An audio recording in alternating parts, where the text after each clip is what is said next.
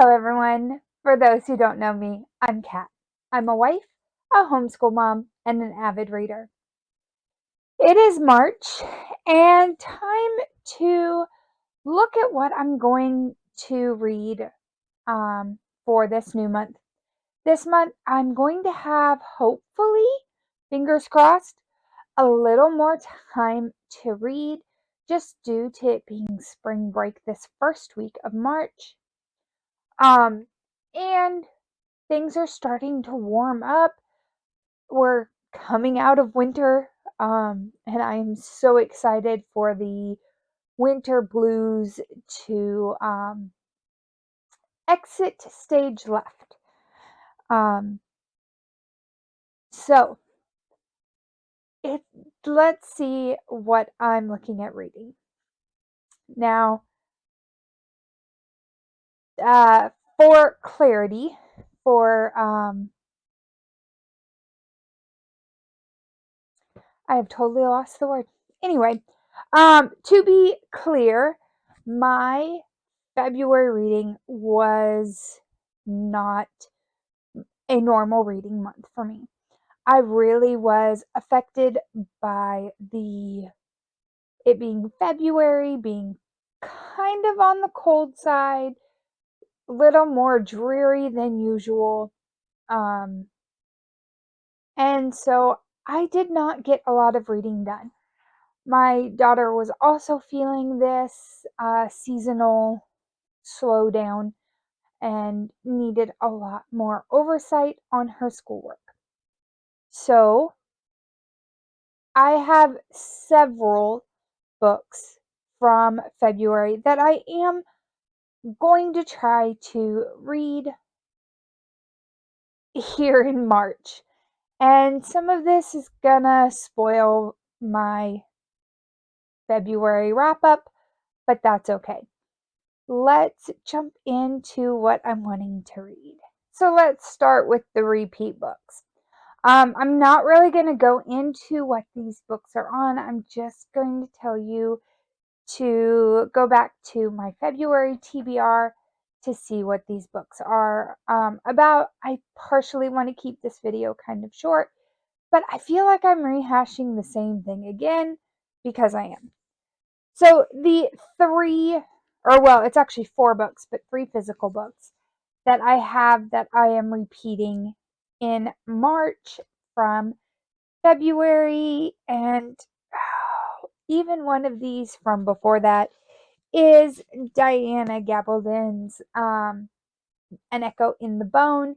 This is Claire and Jamie Fraser, and their adventures in America during the Revolutionary War. Um, they're going to meet Benjamin Franklin and Benedict Arnold and see what's going on from there, while Brianna and Roger are experiencing all of this via letters. So I'm excited to continue this series. This is going to be a higher priority this month because I really do want to finish this series. I believe I have this one and 2 more to read to finish the series. But An Echo in the Bone, Diana Gabaldon, definitely a higher priority this month than the last few months. Another one from February's TBR is Cruel Seduction by Katie Robert. This is the Dark Olympus series. This is the 4th, 5th. 1, 2, 3, 4. This is the 5th book. In this series, I've really enjoyed the books I've read. This one is going to have a little bit of a love triangle going on between Hephaestus and Adonias. with Aphrodite. So, I'm excited to continue this series and find out what's going to happen with Olympus during this book. And the third physical book that I have left over from February is The Unseelie Bargain. In this one, we have Aurora Heartland. She makes a bargain with the Unseelie King so that she can provide for her mother and sisters financially. So, this one was for the Enchanted Fandom Book Club, and so I'm going to try to get this done during the month of March as well. The only other title that I have left over from February is The Husband's Secret. This is by Leanne Moriarty. And in this one, we have a town that gets turned upside down by a husband's secret that he wrote in a letter that his wife is to read upon his death. She finds the letter, and the town is going to just be, I think, changed overall, but it's definitely going to affect some lives in the town, including the husband's own family. So, with the Unseelie Bargain being February's Enchanted Fandom pick, the the March Enchanted Fandom pick is Heartless by Gina Showalter. In this one, we have Cookie Bardot. She is a professional gamer girl and has to have surgery. And during this surgery, she's going to begin to morph into a powerful Fae princess and has to decide what she's going to do, if she's going to join the King of Midnight, or I guess try to stay in um, the normal world, the Unseelie world. So very interested in this one. I have read some of Gina Showalter's other books and have really enjoyed them. I don't know if it has a list of. I think what I have, yeah. So I have read some of her YA, including the White Rabbit Chronicles. Had a great time with those, but I'm excited to step into some of her spicier reads. Continuing on with books that I'm wanting to read with other book clubs. For the Pyramid Book Club, they are reading First Lie Wins by Ashley Elston. This one is a thriller, and so I'm trying not to read a lot into this, but we're early enough in the month that I'm going to read the bold print from from not from Storygraph, to kind of draw myself further into this book, so that it hopefully doesn't spoil anything for me. Evie Porter has everything a nice Southern girl could want: a perfect doting boyfriend, a house with a white picket fence, and a garden, a fancy group of friends. The only catch: Evie Porter doesn't exist. And so this seems to be that um, we have a character who has recreated herself and has this life that everyone knows her persona, but we're going to find out more of what's going on there, how she doesn't exist.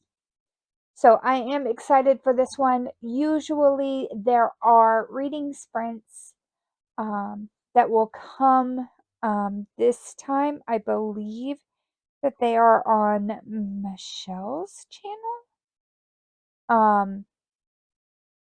And I'm just quickly looking, seeing if yeah, I don't see whose channel it's going to be on. So First Lie Wins by Ashley Elston for the Pyramid Book Club. The last book club pick that I want to talk about, I'm actually kind of torn between two titles, and I think it's going to come down to what I'm feeling when I get ready to read this one. I have joined, in case you missed it, the backlist book club for the Good Girls Guide to Reading, I believe. I have a note here. This one I always get wrong. The Book Girls Guide. And in this, we are in 2014, books that came out in 2014, and I am divided between The Storied Life of A.J. Thickery by Gabriella Zevin, which in this one we are following A.J. Thickery, and he's lost his wife. His bookstore is having its worst sales in history, and now a rare collection of poems has been stolen, and he's isolating himself from other people. So it's going to follow what he does with this stuff happening, along with a mysterious a mysterious package appearing at the bookstore. It's small, but it's unexpectedly heavy, and it gives AJ the opportunity to make his life over. And so this one is a fiction contemporary. And so if I'm feeling brave, as it were, and want to go with a contemporary, I might try that one. The other 2014 pick that I'm leaning toward is called The Good Girl. This is a fiction mystery thriller. And in this one, we have Mia Dennett. She enters a bar with her on again, off again boyfriend. He doesn't show up. And she decides to go out, to leave the bar with this stranger instead. The stranger's name is Colin Thatcher. And it turns out that Mia's life goes off the rails after this. And so that's as far as I'm reading into that description because of the thriller and the mystery aspects. I don't want to be spoiled on those. So it looks like an interesting read, probably a fast paced read. So if I'm feeling more along the need for something that's going to keep my attention pulled in with that thriller and the mystery, I may go toward The Good Girl. The final book that I'm going to put on my TBR for the month of March is George Orwell's 1984. This I am reading, or will be using, in my British literature class, so I do want to make sure that I have read through it myself once. This is one that I did start in high school myself and kind of lost interest, got distracted by something else shiny, and picked up something else instead. It was on a list of required reading. Our English teacher gave us a list. We had to pick one of these books. So I had started with 1984 and then switched to something else that I don't remember at the time. So 1984 is George Orwell's prophetic nightmare version. That is how he envisioned our world becoming. When he wrote this in 1949. This has this is a negative utopia, um, which just means that it's that instead the when we think utopia is everything being rosy and sunshine, things are not good. And so this one, we have like a almost a communist world has taken over. You have Big Brother watching over you all the time. So I am going to read this hopefully this month and get some kind of a foundation laid for myself for this one on what it is and how I can better teach it to a new group of readers. And here we are, my 5 physical books that I am looking forward to reading here in March, along with 2 or 3 digital books or books that maybe I'll borrow from the library, just depending on where my brain is leaning.